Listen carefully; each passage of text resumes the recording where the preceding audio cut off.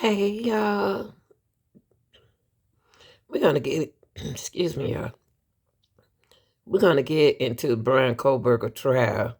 Now, it's gonna disappoint, a little disappointment for a lot of y'all. They still don't have no court date, no date set for Brian Kohlberger trial.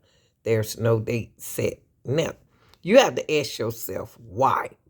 If the prosecutor had everything in place like they supposed to, why there's still not a date set. So here we go. Listen to this. There are a lot of things that we have to still do. The trial for Brian Kohlberger, the man accused of murdering 4 University of Idaho students, might not happen until the summer of 2025. Thank you for joining us here on the news at 10. I'm Shira Matsuzawa. Today, a Latah County judge heard arguments. 2025? You talking about we gotta wait another year because y'all don't have nothing on Bryant?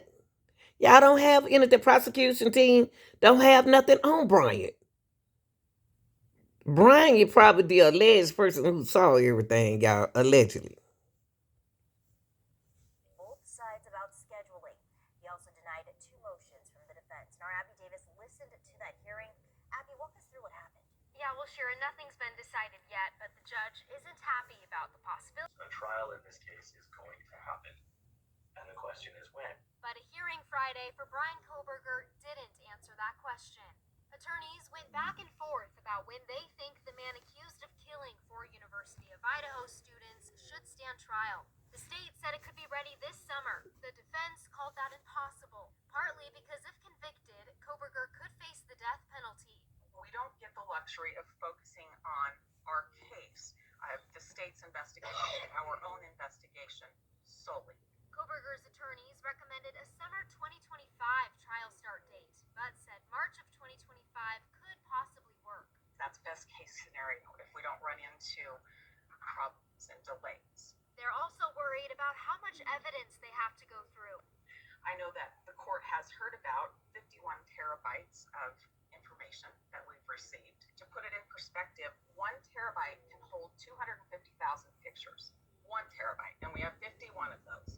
Ms. Taylor is not understating the amount of work that's involved in this case. Prosecutors urged the judge to keep the victims' families in mind. They have suffered for well over a year now. That's right. Uncertainty, and that's painful. It's an everyday reminder, and they need some certainty and they need some closure in a timely fashion. But we know we also have to make sure, as Your Honor just said a few minutes ago, that we only do this case once. And they prefer to do it in the summer, this year or next. Because right across the street there is Moscow High School. The shares parking all around the courthouse with everybody else who's going to have an interest in this case and being here. And we've already encountered the conflict between those interests. We can't sustain that for weeks and weeks on end. I'm going to contemplate a little bit. It's not like I have to set this within 2 or 3 months, apparently. And I want to do the right thing. Also, during Friday's hearing, the judge denied a motion to dismiss a grand jury indictment against Kohlberger, as well as a motion to appeal the indictment to the Idaho Supreme Court. The defense said it thinks the trial... This is one of several attempts that we've seen over the past few months to get this case dismissed. Back in December, the judge denied that motion, saying no, that indictment will stay. Now the defense is asking for him to rethink that decision. The second hearing that's happening at 1 p.m. Pacific time, I will be able to sit in on. This is the first time, actually, that there will not be a pool camera inside that courtroom. Instead, we're going to have to look at a live stream that comes directly from this courthouse, making things a little bit different for the reporting, but at least we get that full hearing. And Alex Kohlberger will be present for that second hearing. He'll be in court. Yeah, that's right. Brian Kohlberger has, in the past, been at each of these pretrial hearings. He's not far away. He's in the jail that's right beneath this courthouse, in fact, so it's just a matter of coming up the stairs or elevator to get there. But yes, we are expecting to see him. Only difference is without a pool camera, you're not going to see those close-up, zoomed in. Yeah, I think Brian Kohlberger has, I've been looking at him physically. He's been improving with his health. I don't know if they meditating him, whatever, he looks a lot better. He walks a lot better. Cause right here he's like wibbly wobbling, but now he doesn't do that anymore. Shots of Brian Koberger, of his mannerisms. The judge is really taking offense to the way the pool camera has actually handled itself, and that's the reason why now we have this live stream that we're going to be looking. News Nation tonight. The Uber driver who brought the kids home the night of the murders, Kaylee's family reported that their daughter had indeed ordered an Uber, and now the man who drove them is revealing exclusive details to us about that ride home and what the girls said in the back of that car. News Nation correspondent Alex Capriello is live tonight. He tracked him down. He joins me from outside the home in Moscow. That was a very difficult task. Tell me what you found out, Alex. Yeah, I was able to find this rideshare driver. He's one of only about 4 here in the Moscow area. So I was able to track down that phone number and give him a call personally, speak to him. I asked him point blank, hey, are you the guy who drove Kaylee and Maddie home that night? And to his credit, he was very transparent, very honest, very open, almost immediately with me. Well, understandably, he has said, Alex, that he is very concerned. It's a small community. He doesn't want to be on camera, but he was very revealing in what he told you about that ride home. Start there. What did the girls talk about in the back seat? Well, he said that it was actually a rather innocent conversation from the beginning. You might remember that he picked up these 2 girls from that grub truck. It's the food truck that's located right in downtown Moscow. And really, he said that was the center of their conversation. The entire 5-minute ride home was about their mac and cheese carbonara that they were planning on splitting when they got back to the house. He said that he's picked them up in the past, not only these 2 girls, but Xana as well. And he said that in the past they've talked about boys and drama and college life, but not this time around. It was just a very normal, innocent conversation about their food and how they were going to share it when they got home. So that's also revealing that he knew them. He had had them in the car multiple times before. This is a small town, so if they've taken an Uber a couple of times, it would be likely that he'd be the driver. And he said, indeed, he knew them. He knew all 3 of them.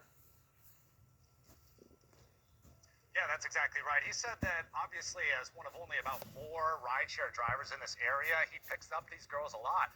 And not to mention, we already know that this is so close to Frat Row. And of course, we've reported that this is a party house. So a lot of times students would come here. And so he said that Xana, that Kaylee and Maddie were no strangers to them. He's given them rides home from the bars, home from work, home from school. So he knows them. He has driven them before.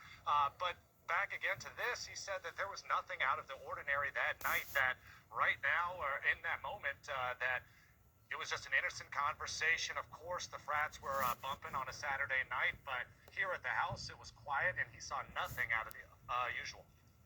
So, as you reported earlier this week, Alex, the last thing that we heard on tape was the surveillance camera showing Maddie and Kaylee walking from the Corner Club bar to the grub truck, and the only thing we could hear was, Maddie, what did you tell Adam? And then Maddie responds, I told Adam everything.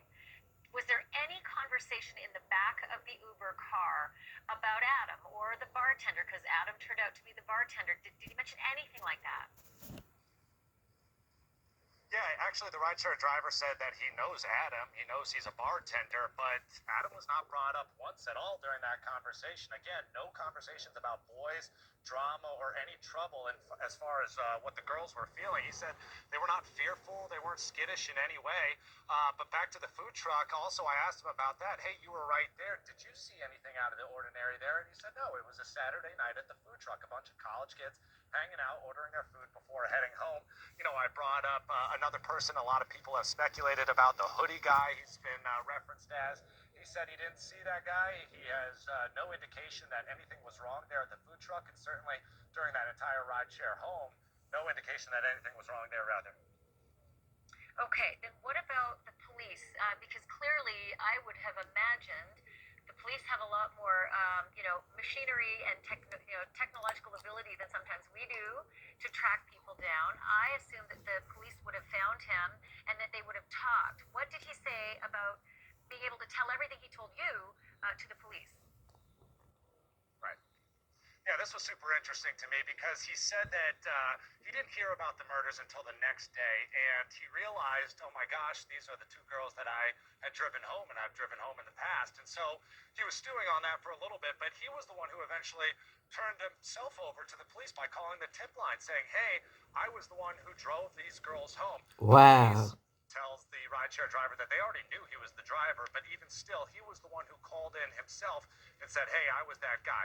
That being said, when he did that, called the tip line, he turned over all of his GPS coordinates from that night, sharing that he went to Taco Bell after dropping the girls off and then went home. And so that's the reason why he was cleared almost immediately. He'd never been named as a suspect or persons of interest because all the data that he provided to the police proves that he was not there at this house at the time that these murders allegedly happened. You know, y'all, it's amazing how they don't have no suspect besides Brian Kohlberger, okay? Now, the Idaho rideshare driver knew them. And he gets them rides a lot. Why are they dead after they done been dropped off? Y'all have to excuse me. Calm down, Lanita. I just get this is Uber driver. He turned himself in and said he was the one brought them home. So he did the right thing. So the other question is, as you are standing almost, I imagine, in the same spot where they were dropped off, did he mention anything about the drop-off that was unusual? Anybody in the parking lot? Did he drive into the parking lot? Did he hear something, see something, pass anybody? He ain't telling them too much. Ashley, the only thing he said was that he heard the frats doing their normal partying, but everything else seemed quiet, seemed normal. There were no headlights. There was no one following him. He says he's got a great memory, and he would know whether or not anyone was trailing him or if there was anything suspicious at all. As far as the drop-off, he said that he brought them right up the street here on King Road and dropped them off here at the foot of the driveway. He never pulls actually into the driveway because he says, based on his training, he always wants to be able to have a quick getaway in the event that something bad happens to him, like he gets robbed on the side of the road. He did not watch them physically go into the home, but he said that he trusted that they were going to be safe because he's driven them so many other times, and he knew that these two girls were together. Thank you for watching.